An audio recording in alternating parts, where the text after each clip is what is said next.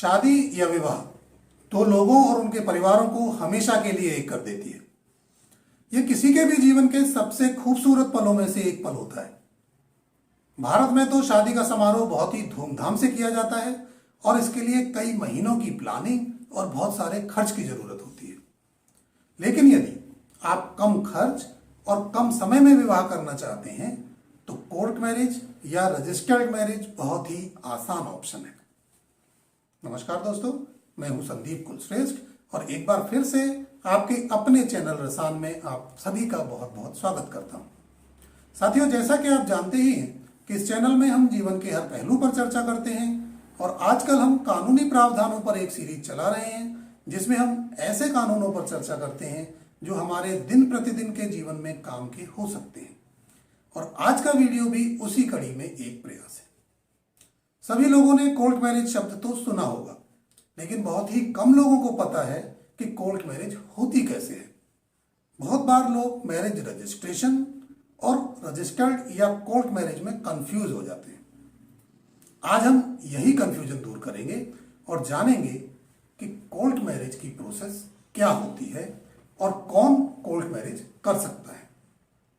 लेकिन इससे पहले आप सभी से एक रिक्वेस्ट है कि यदि आपने ये चैनल सब्सक्राइब नहीं किया है तो अभी सब्सक्राइब कर लें, जिससे कि हमारे सभी वीडियोज आपको लगातार मिलते रहे।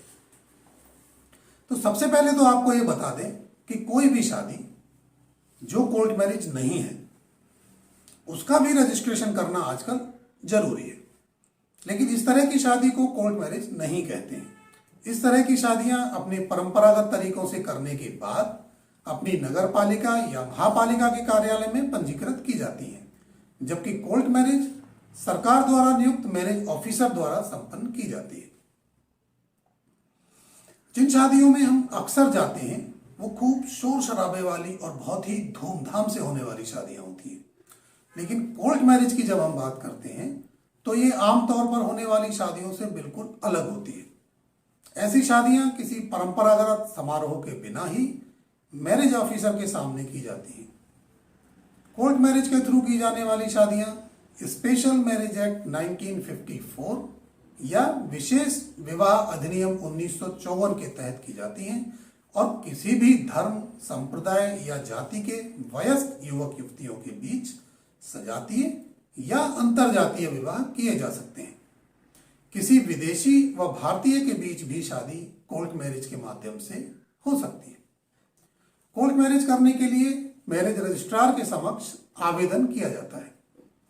कोर्ट मैरिज करने के लिए जो प्रमुख नियम और शर्तें हैं वो इस तरह से हैं कि दोनों पक्षों में से किसी का भी पहले कोई विवाह नहीं हुआ हो, और यदि हुआ हो तो पहली शादी से जुड़े पति या पत्नी इस समय जीवित ना हो या फिर शादी इस समय वैध ना हो, यानी कि कानूनी रूप से वो लोग अलग हो चुके हो।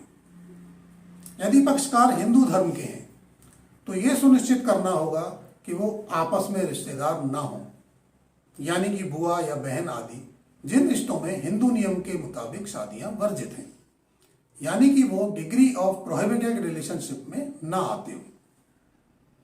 और शादी के वक्त दोनों पक्षों की आयु कानून के अनुसार शादी योग्य हो, जो अभी तक लड़कों के लिए 21 और लड़कियों के लिए 18 वर्ष की थी, लेकिन अभी हाल ही में लड़कियों की उम्र को भी बढ़ाकर 21 कर दिया गया है। इसका सीधा सा मतलब यह है कि शादी के वक्त वर या वधू कोई भी 21 साल से कम का नहीं होना चाहिए और पूरी तरह से स्वस्थ और अपना निर्णय लेने में सक्षम होना चाहिए। तो आइए अब जानते हैं कि आवेदन कैसे करें और उसके बाद क्या प्रक्रिया अपनाई जाएगी। सबसे पहले तो विवाह की सूचना का आवेदन जिले के विवाह अधिकारी को देना होगा। इसके लिए एक फॉर्म है जो आपको विवाह अधिकारी के कार्यालय से मिल जाएगा। बहुत जगहों पर अब यह कार्य ऑनलाइन पद्धति से किया जाने लगा है। इसके बारे में जानकारी आपको विवाह अधिकारी के कार्यालय से मिल जाएगी। सूचना के आवेदन के साथ वर और वधू की आयु और निवास का प्रमाण पत्र देना जरूरी है। विवाह अधिकारी जिनके सामने आवेदन किया गया है वो सूचना को प्रकाशित करेंगे, जिसकी एक प्रति कार्यालय में एक विशिष्ट स्थान पर और एक प्रति उस जिला कार्यालय में जहां पर विवाह पक्ष स्थायी रूप से निवास करते हो वहां पर प्रकाशित की जाएगी। कोई भी व्यक्ति जो वर या वधू से दूर या पास से कोई भी रिश्ता रखता है और उसको इस विवाह से कोई आपत्ति है, तो वो अपनी आपत्ति मैरिज अफसर के पास दर्ज करा सकता है। यदि दी गई आपत्तियों का कोई आधार होगा तो ही उन पर जांच कराई जाएगी।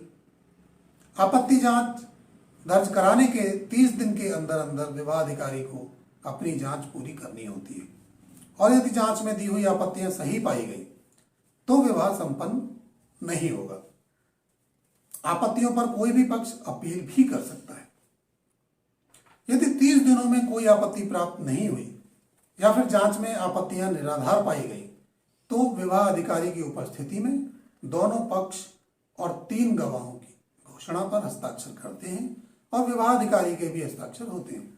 इस घोषणा का फॉर्मेट अधिनियम की सूची 111 के अनुसार होता है और इस तरह से विवाह संपन्न हो जाता है, और इसके बाद विवाह अधिकारी विवाह प्रमाण पत्र या मैरिज सर्टिफिकेट इशू कर देते हैं। तो आइए अब जानते हैं कि कोर्ट मैरिज के लिए डॉक्यूमेंट्स क्या क्या लगते हैं। सबसे पहले तो आपको प्रिस्क्राइब्ड फॉर्म में आवेदन पत्र और शुल्क देना होगा। उसके साथ साथ वर और वधू के पासपोर्ट साइज के 4 फोटोग्राफ, पहचान प्रमाण पत्र जैसे कि आधार कार्ड या ड्राइविंग लाइसेंस की कॉपी, डेट ऑफ बर्थ और एड्रेस प्रूफ, एक शपथ पत्र जिससे कि यह साबित हो कि वर और वधु डिग्री ऑफ प्रोहिबिटेड रिलेशनशिप में तो नहीं है, गवाहों की फोटो और आईडी प्रूफ।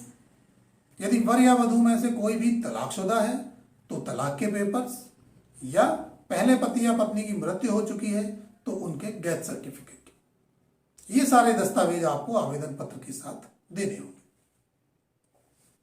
कोर्ट मैरिज के लिए हर राज्य की फीस अलग अलग होती है जो आपको विवाह अधिकारी के कार्यालय से मालूम चल जाएगी, लेकिन ये बहुत ही नॉमिनल सा अमाउंट होता है। तो साथियों, इस तरह से कम समय और कम खर्च में कानूनी रूप से मान्य विवाह आसानी से संपन्न किया जा सकता है। आपको ये जानकारी कैसी लगी? यदि आपके कोई सुझाव या कोई प्रश्न है तो कमेंट करके जरूर बताएं। इस वीडियो को ज़्यादा से ज़्यादा लाइक और शेयर करें और हमारे चैनल को सब्सक्राइब करना बिल्कुल भी ना भूलें। थोड़ा डूबा हूँ मगर मैं फिर तैर आऊँगा, ऐ जिंदगी तू देख मैं फिर जीत जाऊँगा। तो मिलते हैं अगले वीडियो में। जय हिंद, जय भारत।